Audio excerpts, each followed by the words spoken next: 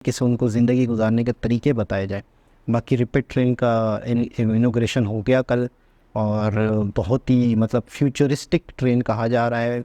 इससे पहले भी एक वीडियो मैंने देखी। अस्सलामुअलैकुम, नमस्ते, सत श्री अकाल। उम्मीद करता हूँ ठीक होंगे, खुश होंगे दोस्तों। जहाँ रहें खुश रहें, माँ बाप का ख्याल करें, क्योंकि माँ बाप हैं तो सभी कुछ। दोस्तों आज की हमारी वीडियो है नमो भारत रिप्रेजेंट इंडियन फ्यूचरिस्टिक।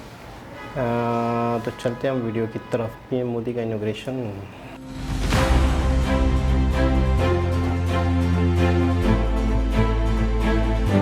नमो भारत भविष्य के भारत की झलक है। ये नमो भारत ट्रेन नए भारत के नए सफर और नए संकल्पों को परिभाषित कर रही है।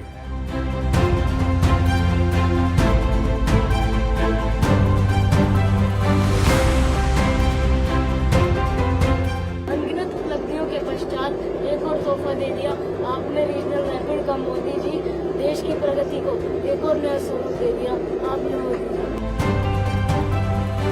क्या आप लोग पहली बार रेलवे में नौकरी कर रहे हैं और इसी इलाके के रहने वाले हैं, तो शाम को घर लौटेंगे? क्या अनुभव आया आपको?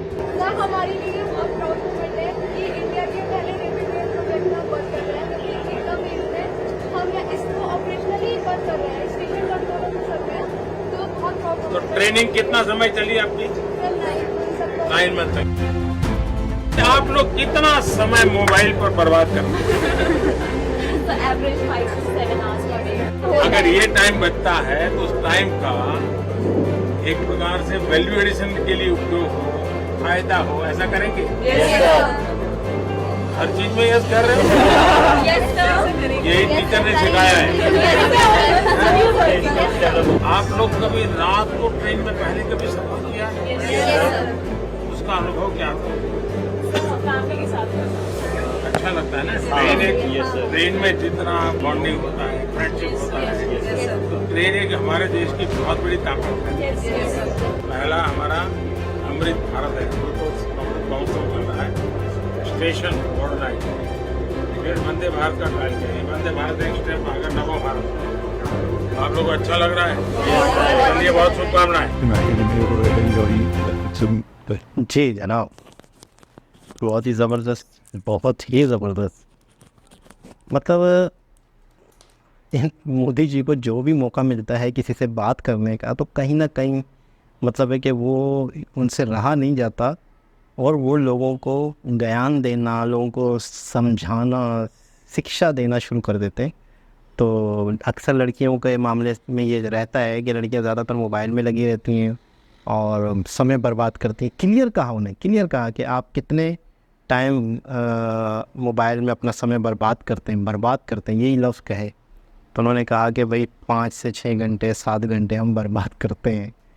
तो इसका मतलब ये है कि फिर वही वक्त आप अपना सही तरीके से यूटिलाइज़ करें किसी ऐसे काम में जिसमें आपको फ़ायदा हो।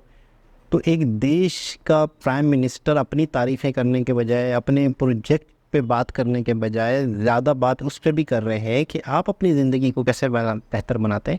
अक्सर हमने ज़िंदगी में ये चीज़ें देखी हैं, ये चीज़ें नोट की हैं कि लोग ज़्यादातर जो है वो वक्त बर्बाद कर रहे होते हैं। और ये पूरे अगर ओवरऑल देखा जाए कि हज़ारों लाखों लोग अगर ये चीज़ कर रहे होते हैं, अपना वक्त बर्बाद कर रहे होते हैं, तो फिर वही चीज़ मतलब आपके मुल्क को, आपको, आपके घराने को, आपके इलाके को पीछे ले जाती है। तो बहुत सारी इनकी बातें ऐसी हैं जो बाकायदा मतलब यूँ समझ लें कि इनका इतनी ज़िंदगी का अनुभव है, इतना ज़िंदगी का एक्सपीरियंस है कि ये बहुत मतलब है कि कोशिश में होते हैं कि कहीं ना कहीं लोगों को समझाया जाए, कहीं ना कहीं लोगों को सही शिक्षा दी जाए, सही तरीके से उनको ज़िंदगी गुजारने के तरीके बताए जाए। बाकी रैपिड ट्रेन का इनॉग्रेशन हो गया कल, और बहुत ही मतलब फ्यूचरिस्टिक ट्रेन कहा जा रहा है। इससे पहले भी एक वीडियो मैंने देखी जिसमें प्रॉपर तरीके से इस ट्रेन के बारे में व्लॉग था, वीडियो थी, जिसमें ट्रेन की सीटों के बारे में, इसकी स्पीड के बारे में, किस तरीके से वेटिंग एरिया इतना ज़बरदस्त बनाया गया। तो वाकई अपने आप में बहुत ज़बरदस्त ट्रेन है, पहली ट्रेन है, इलेक्ट्रिक भी है और बहुत ज़्यादा स्पीड भी है। तो वक्त के साथ साथ यानी मैंने देखा कि बहुत ज़्यादा वर्क हो रहा है इस चीज़ पे, बहुत ज़्यादा काम हो रहा है ट्रेनों पर, इंफ्रास्ट्रक्चर पे, रोड्स पे और लॉजिस्टिक वाले के हवाले से बहुत ज़्यादा वर्क हो रहा है। तो मतलब अब आगे देखते हैं और क्या क्या होता है, क्या क्या नहीं होता। वक्त के साथ साथ इन चीज़ों को, एक पूरी वीडियो थी जिसमें मतलब बताया गया कि सेकंड लार्जेस्ट कंट्री हो गया इंडिया रोड नेटवर्क के हवाले से, सेकंड लार्जेस्ट कंट्री। एक तो इस वजह से भी कि इंडिया बहुत बड़ा है, इंडिया का रकबा बहुत बड़ा है, लेकिन सेकंड लार्जेस्ट कंट्री होने का मतलब ये है कि आप इस पे बहुत काम कर रहे हो, आप बहुत ज़्यादा जाल बिछा रहे हो, आप लोगों को कनेक्ट कर रहे हो, आप लोगों को जोड़ रहे हो, आप पूरे कंट्री को आपस में कनेक्ट कर रहे हो। अगर कंट्री आपस में कनेक्ट होगा तो ही विकास करेगा, तो ही तरक्की करेगा, तो ही लोग प्रोडक्शन करेंगे, तो ही लोगों के लिए रोज़गार के मौके होंगे, तो ही लोग एक जगह से दूसरी जगह आसानी से जा सकेंगे, कुछ ना कुछ कर सकेंगे। जब आप लोगों को काटोगे, लोगों को अलग कर दोगे, एक शख्स एक दायरे में महदूद रह जाएगा तो उसकी ज़िंदगी भी उतनी ही महदूद रह जाती है। अगर मुल्क को ग्रोथ करनी है, मुल्क की तरक्की करनी है, तो आपको अपनी सड़कें, आपको आपका रेलवे नेटवर्क, आपको एयरपोर्ट्स, आपको रेलवे स्टेशंस, आपको इन चीज़ों पे फोकस करना होगा और सस्ती देनी होगी। अगर आप बहुत सारे इंफ्रास्ट्रक्चर बना लेते हैं, बहुत बड़े बड़े रोड्स बना लेते हैं, हाईवेज़ बना लेते हैं, एक्सप्रेस वे बना लेते हैं, बहुत हैवी किस्म के टूल्स लेते हैं, तो फिर भी मैं समझता हूँ कि एक आम आदमी को इतना फ़ायदा नहीं होता। लेकिन जहाँ पर आप बहुत ज़्यादा फ्यूल लगा के बहुत लंबा सफ़र करके कहीं जा रहे होते हो, उसके मुकाबले में आप 50% भी तेज़ी से 50% खर्च करके तेज़ी से अगर किसी और जगह चले जाते हैं तो आपका वक्त बचता है। मिसाल के तौर पर अब रैपिड ट्रेन की वजह से गाड़ियाँ कम यूज़ होंगी, कारें घरों में खड़ी हो जाएंगी। कहाँ पर हज़ार 2-2 हज़ार रुपये का फ्यूल जला के लोग जाते थे, अब वहीं पर 500 तक का शायद अगर टिकट होता है। तो मैं अपने हिसाब से बता रहा हूँ या एवरेज बता रहा हूँ, मेरे ख्याल में वहाँ तो इतना नहीं होगा, तो नॉट बैड, बुरा नहीं है कि अगर आपका 1500 रुपये का फ्यूल जलता है पाकिस्तानी हिसाब से और आप 500 रुपये के अंदर रैपिड ट्रेन में सफ़र करते हो तो आपके लिए ज़्यादा बेहतर है। फिर आपकी गाड़ी भी सेफ़ रहती है, आप एक्सीडेंट से भी बचे रहते हो और गाड़ी किसी और के काम भी घर में भी आ सकती है, ये भी बहुत बेनिफिट्स है।